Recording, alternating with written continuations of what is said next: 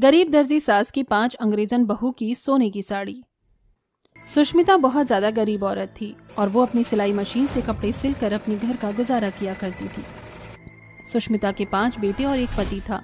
पति बहुत ज्यादा बीमार रहा करता था और 5 बेटे अभी पढ़ाई कर रहे थे। वहीं दूसरी तरफ सुष्मिता को अपने 5 बेटों की पढ़ाई के लिए शहर भेजना पड़ता है, जिसकी वजह से वो दिन रात सिलाई कर रही थी। आधी रात को सिलाई करते हुए सुष्मिता खुद से कहती है, किसी भी हालत में मुझे मेरे 5 बेटों को शहर भेजना है ताकि वो अच्छी नौकरी कर सके और अपनी जिंदगी में आगे बढ़ सके।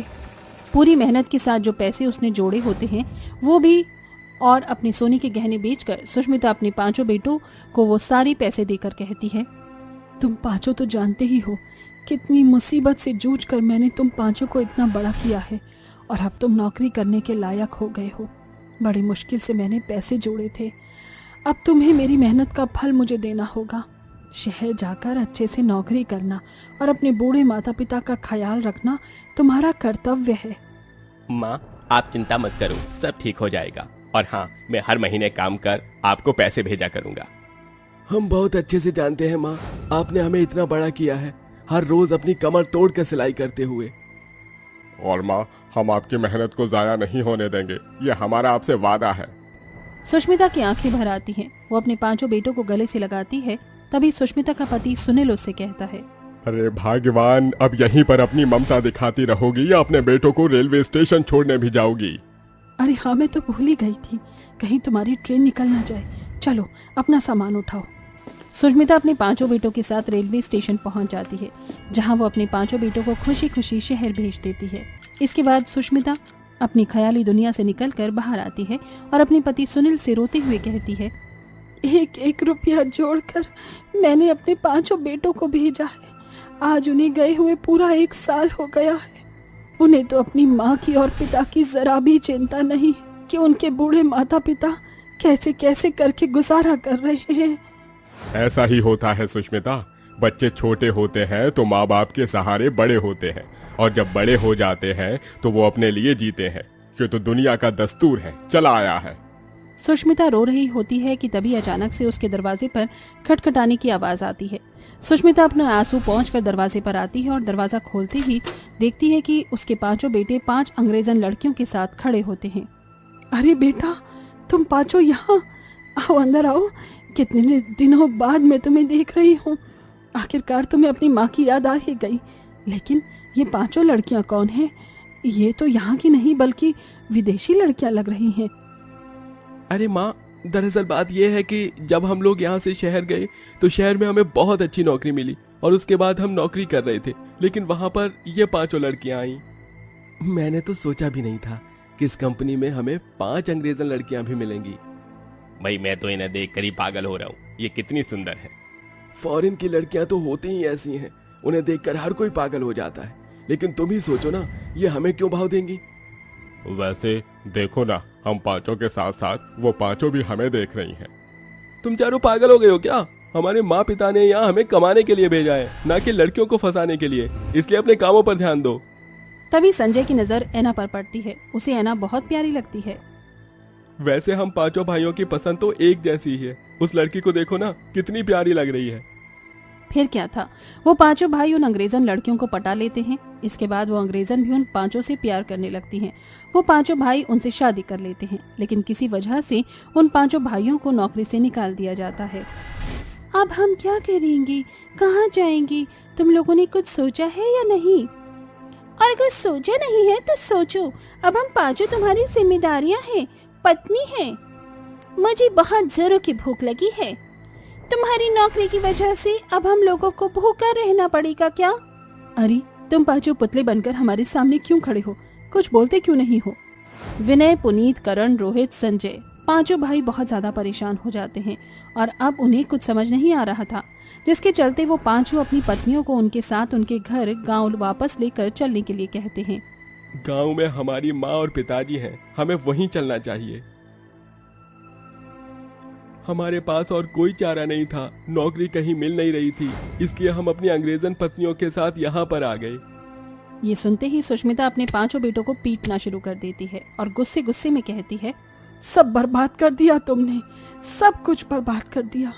अरे एक एक पैसा जोड़ जोड़ कर अपना पेट काट कर भूखे रहकर मैंने तुम्हें पढ़ाया लिखाया, तुम्हें इस काबिल बनाया कि तुम कुछ कर सको, लेकिन तुमने शहर जाकर क्या किया? अंग्रेजन लड़कियों से शादी की और निकम्मों की तरह यहाँ वापस आ गए। तुम जैसे बच्चे तो होने ही नहीं चाहिए थे। सुष्मिता ऐसा कहकर रोने लगती है। उसके पांचों बेटे उससे माफी मांगते हैं। इसके बाद सुष्मिता को उनके ऊपर तरस आ जाता है और वो उन्हें माफ कर देती है। जिसके बाद वो अपनी पांचों अंग्रेजन बहुओं से कहती है, पता नहीं तुम्हें मेरी हिंदी समझ आएगी या नहीं, बस मैं ये कह रही थी कि तुम्हारा स्वागत मैं अच्छे से नहीं कर पाई। चलो अंदर आ जाओ, मैं तुम्हारे खाने के लिए कुछ लेकर आती हूँ। सुष्मिता का गरीब घर देखकर उन पांचों का बहुत अजीब मुंह बन जाता है।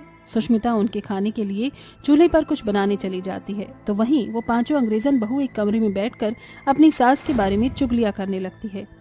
मैंने तो सुना था कि इंडियन लोग अपनी बहू की मुंह दिखाई की रस्म करते हैं, यहाँ तो कुछ भी नहीं हुआ। सही कहा, हमारी सास ने पहली बार हमें देखा और हमारे हाथ पर शगुन के पैसे तक नहीं रखे। अरे इतनी गरीब है क्या कि हमारी मुंह दिखाई तक नहीं कर सकती थी? पता नहीं कैसे ससुराल में आकर फंस गए हैं हम पांचों। इससे अच्छा होता कि हम पांचों शादी ही नहीं करते इन निकम्मे लड़कों से। वो पांचों ये सारी बातें एक दूसरे से कर ही रही थी कि तभी दरवाजे के बाहर खड़ी होकर सुष्मिता ये सब सुन लेती है। उसे इस बात का बहुत बुरा लगता है। जिसके बाद वो अपनी पांचों बहुओं की मुंह दिखाई की रस्म में देने के लिए साड़ियां सिलना शुरू कर देती है। वो खुद की मेहनत से बनारसी साड़ियां सिलती है और उसे अपने पांचों बेटों की शादी के लिए जो पैसे जोड़े हुए थे वो उन सभी पैसों को सुनार की दुकान पर ले जाती है और सुनार को 5 बनारसी साड़ियां देते हुए कहती है, मैंने अपने बेटों की शादी में तो कुछ नहीं किया, लेकिन अब अपनी पांचों बहुओं की मुंह दिखाई के लिए मैं सोने की कड़ी हुई साड़ियां उन्हें देनी चाहती हूँ। इसलिए सुनार जी, इन साड़ियों में सोने के पतले तार से बहुत प्यारी कढ़ाई करिए, जो कोई भी देखे वो ये साड़ियां देखता ही रह जाए। सुनार सुष्मिता से साड़ियां ले जाता है। इसके बाद सुष्मिता घर आकर मुंह दिखाई की रस्म की तैयारी शुरू कर देती है। ये देख उसकी पांचों अंग्रेजन बहू बहुत खुश होती हैं। सुष्मिता अपने गांव की हर एक औरत को अपने घर पर बुलाती है, जहां की सभी औरतें सुष्मिता के घर के आंगन में इकट्ठी हो जाती हैं। कुछ ही देर में सुष्मिता अपनी पांचों बहू को इंडियन ड्रेस पहनाकर उन्हें आंगन में लाकर बिठा देती है। चलिए अब सभी मुंह दिखाई की रस्म शुरू कर दीजिए, ये मेरी पांचों बहू हैं। सुष्मिता के ऐसा कहने पर गांव से आई हुई औरतें आपस में बातें करने लगती हैं। अरे हम सब तो मुंह दिखाई की रस्म में देने के लिए तोहफे भी लेकर आए हैं और साथ में शगुन के तोहफे भी लेकर आए हैं, लेकिन इस बेचारी फटीचर से कुछ दिया जाएगा अपनी 5-5 बहू को। उनका ये बर्ताव देखकर सुष्मिता की पांचों अंग्रेजन बहू को बहुत गुस्सा आता है और वो वहाँ से खड़ी हुई बुराई करने वाली सभी औरतों को गुस्से से बोलना शुरू कर देती हैं। आप लोगों को हमारी सास के बारे में ऐसा बोलने का कोई अधिकार नहीं है।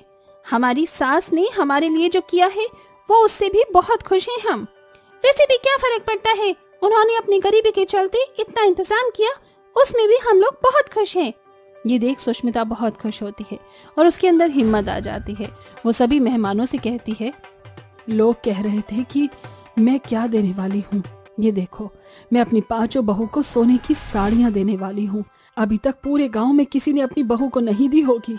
ये देख गांव के सभी लोग हैरान रह जाते हैं और उन सभी औरतों को भी अपनी गलती का पछतावा होता है, जिसके चलते वो अपना सर झुकाए वहां खड़ी रह जाती हैं। और इसी के चलते सुष्मिता अपनी पांचों बहू की मुंह दिखाई पर उन्हें सोने की साड़ी देती है। ये देख उसकी पांचों बहू बहुत खुश होती हैं और उसे गले से लगा लेती हैं। अब वो सब लोग एक साथ खुशी खुशी रहने लगते हैं।